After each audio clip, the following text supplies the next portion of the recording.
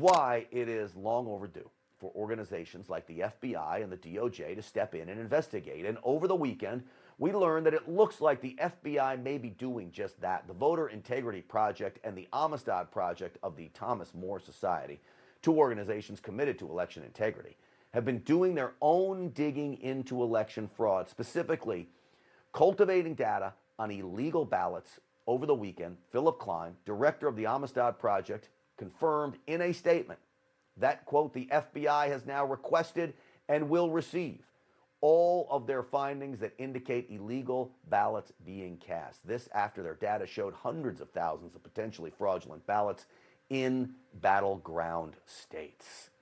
We want to welcome now Philip Klein. He is the director of the Amistad Project, as we mentioned, and former Attorney General of the state of Kansas. General, welcome to the program. Thanks for coming on. Thank you. So should we take this as a good sign? The FBI is requesting data. I tweeted your tweet that said this is the first I've even really heard of any FBI investigation whatsoever. Well, it is a good sign, and there are actually other investigations ongoing which we cannot speak about that are good questions for the Federal Bureau of Investigation. But what our data shows is what we call the blood in the street. It's after the crime is committed, and what evidence is there to show that a crime has been committed. And we have identified hundreds of thousands of ballots. Now, we do this by reaching out to voters. We crunch the data from the government, and we actually contact the voter, and we see if what they say they did is reflected accurately in the voting rolls. And we've come up with tens of thousands of Republican ballots that were not counted. We've come up with hundreds of thousands of Republicans who say they never requested a ballot, but they voted absentee by somebody else. We've identified people outside of the state who voted within the state. And all of this occurred in the key swing states that we're speaking about. And there's also one other important point to make about all of these areas. All of them had hundreds of millions of dollars poured into their election offices by Mark Zuckerberg. Mark Zuckerberg poured in $400 million into this election, matching the federal government expenditure. And through his charities, they paid the election judges, they paid the people who boarded up the windows, they bought the machines, and America was kicked out of the counting room and a billionaire invited in all of these swing state urban core cities. And that is a violation of law. For everybody at home, I want to remind you, we're talking with Attorney General Klein, the former Attorney General of the state of Kansas. This is not just some guy we picked up off the street. General, these are very strong allegations to link Zuckerberg to this. You're saying that big tech then would ultimately be behind what would become, if this is true, the greatest heist in American history, a huge political grab to take the White House. Big tech's fingerprints are all over it. I'll give you an example. We obtained, pursuant to court order in a lawsuit in the Middle District of Pennsylvania, the communications between the city of Philadelphia and the charity that Zuckerberg gave $350 million to.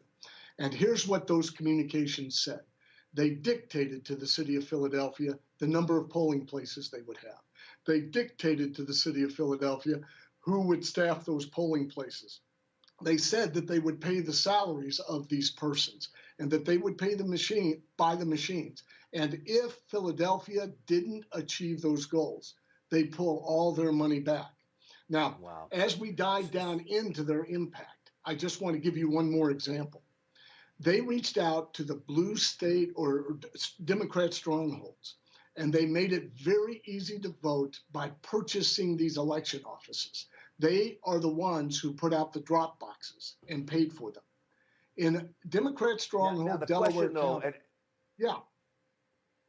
How do you end up proving this, that it flips the election? What's your remedy here as these states are certifying, the clock is ticking? How do you get there? Well, that's what we were speaking about earlier.